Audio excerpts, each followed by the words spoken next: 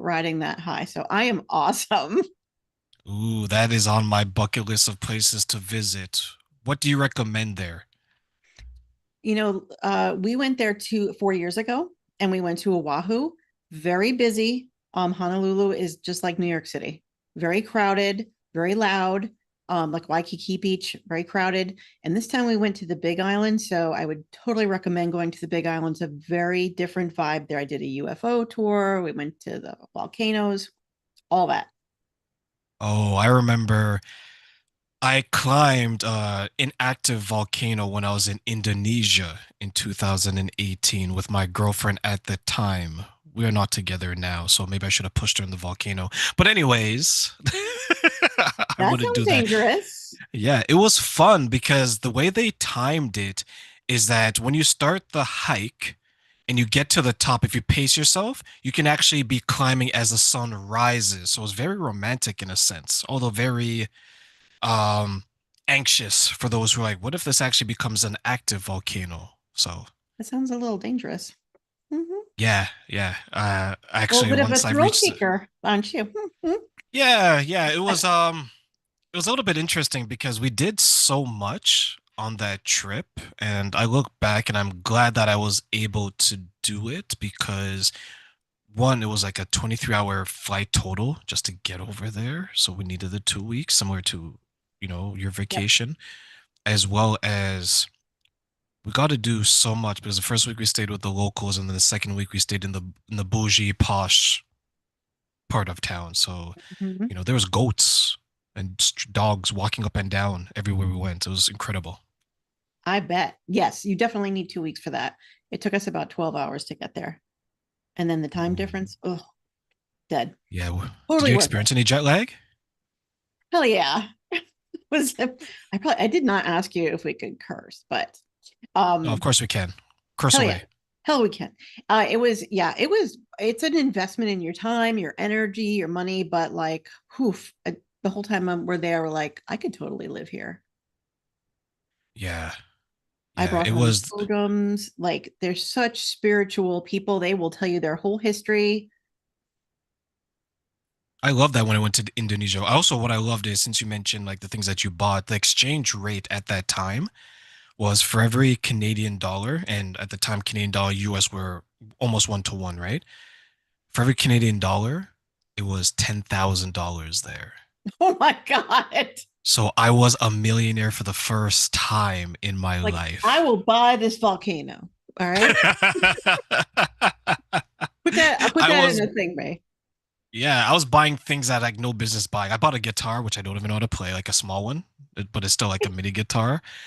I bought so many, and they know that you're coming to. Like, was after the first day we spend this like ridiculous amount of money. The second day when you go to the market, they're like, "Oh, I got this for you. I got that." But you know how second and third world countries are, right? Like they're very connected that way. Yeah. And then you kind of fall into it because just what you said at the beginning, like me, you bought that from me. Now I feel obligated to buy it. I know, I know. Thank God I didn't get married because she'd have been like, "Well, Train, the ring's only $5 here." Yeah. You would have been tempted. I would have. I remember I went for like a massage, and massage probably cost me like 50 cents. Oh, Like, yeah. because you're giving them like 5 grand, right? So the second time when we asked for one, they sent like 4 or 5 people. Yes. Maybe that's where my next thing needs to be. There you 24 go. hours though. Indonesia. I know. Mm-mm, mm-mm. Stop in Taiwan. Taiwan's nice, but you'll enjoy It it. sounds very people-y to me. Lots of It people. is. It is. But we are here to talk about people in a different way. Oh, we're on a podcast. I forgot. I know, right? Like I told you, Starbucks, we're catching up. So today we're going to talk about you, your journey, your family, people, and more people. But of course, do me a favor, Beck. First time on the show, introduce yourself. Tell my audience a little bit about you, and of course, where they can find you. Oh, I'd love to too. So you mentioned my Facebook page. So my name is Beck, short for Rebecca, and my business Facebook page is, I've kind of made my personal page into my business page. So my Facebook is my name, Becc Nelson. I do have Becc Nelson LMFT, but there's way more people on my personal page because, everything business is personal, everything personal is business. Like I am my brand. So I don't, it's hard for me to separate those. Maybe I should be a little more discerning, but so my Facebook page is becknelson.com. I have my website is becknelson.com. Pretty easy to find me. And of course on Amazon, you can find me at my name, becknelson.com or Becc Nelson. LMFT, which stands for Licensed Marriage and Family Therapist. So let me ask you a question when it comes to marriage therapy. Because I used to date someone and therapy was recommended to us from me because I think that we need to work things out at that time. So when it comes to marriage therapy, what do you think are maybe some of the obstacles that people face when it gets to the point where they want to take part in therapy, and why? I think that so many reasons. What I find is that people feel like when they come to therapy that somebody's going to be the designated asshole, right? Like somebody's going to be like, you need to stop, and here's why. And the thing is that like that real therapy, you shouldn't feel blamed. I mean, the idea behind therapy is the perspective from what you're doing and the perspective from what's happening from your end, and then how do we make that mesh in the middle. And I think a lot of people feel like they're going to come and get told what to do or told that they're wrong or that kind of thing, which is an extension of probably what's already happening at home. So who wants that? So sometimes if people don't have insurance, it's cost. um I think that the being able to reach a therapist who's qualified and can help you, who's a good fit for you, has really changed since COVID, like a lot of things have. So a lot of therapists are, a lot of marriage counselors, they really need specialty training. And some people, and I've literally heard some therapists say, I'm just going to wing it. That's not who you want to do your therapy, is somebody who says they're going to wing it. You really need a qualified person to do it. So cost, availability, some myths about what therapy really is, I think gets in the way. And I agree. people just not wanting to go to therapy. I mean, I don't just do couples therapy, but I think that people just, it's not easy to sit in a room and talk about what's wrong. And then people really fear change. Like, what if we talk about this and it doesn't go well? And we have the opposite effect where it breaks us up. And those are all valid.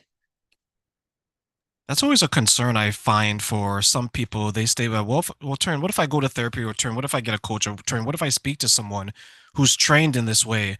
And then I realize, oh, it's me. Here- Here's the thing, okay? It's always you. And I'm gonna say because one of the sort of the premises that I behind my work is that you can only fix you.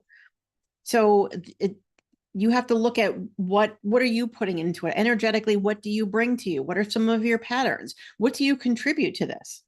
Now that doesn't mean it's not the other person, but the only thing you can fix is yourself. So yes, there is, in order to be successful, you are going to have to look at you.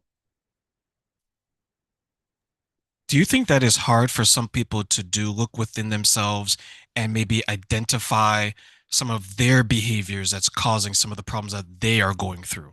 Hell yes. And you absolutely, you started off by saying kind of what's your family story. And of course, when you're kind of marketing yourself, that people always ask you, who's your ideal client, right? And of course, I have to say your ideal client, by the way, is always you.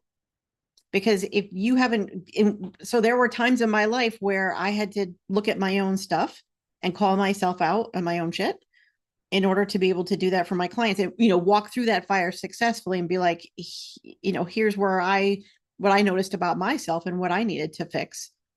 And it's clearly a lifelong process. I remember someone shared with me that they had a marriage and it was going well until it wasn't going well anymore. And that seems to be like for a lot of people.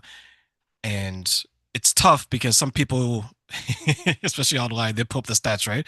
Well, Train, whenever marriage, when it comes to the 10-year mark, they all divorce. I was like, well, yeah, that seems to be around the time. But the question is, what has got them there? Was it 9.5 years and they said, Beck, I hate you. Tomorrow we're divorcing? Or was it like a build up to the point where they're saying that, okay, you know what? I've tried, it seems like you've tried, and maybe we're not no longer compatible.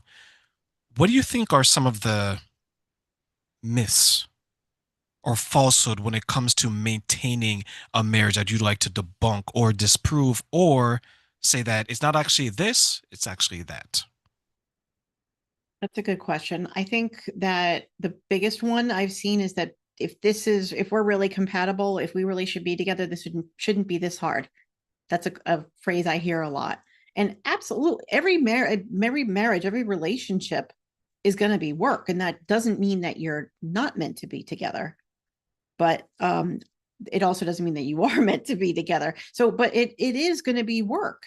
But what people find is they've done longitudinal studies to see, like they had this study one time where they followed couples that got married over a course of something like 30 years. And they studied whether some couples said that they never argued at all. Some couples said they argued all the time. And some couples say that they argue like a moderate amount of time.